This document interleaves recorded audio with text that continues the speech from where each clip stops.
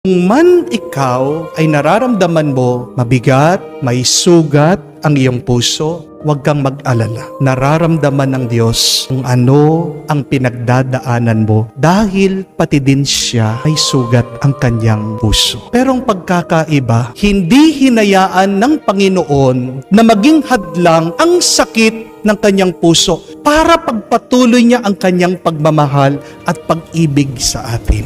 Marami sa atin ganyan. Aminin, kapag tayo ay nasaktan na, ayaw na nating umibig at ipagpatuloy ang ating pagmamahal sa iba. Karanasan ng marami sa atin yan. Kung minsan ikaw na nga ang tumutulong, ikaw pa ang ginagawang masama. Amen? Kung minsan ikaw na nga ang tapat, ikaw pa ang lolokohin. Kung minsan, napakasipag mo, pero bakit ikaw ang nakakaranas ng mga sunod-sunod na kamalasan sa buhay?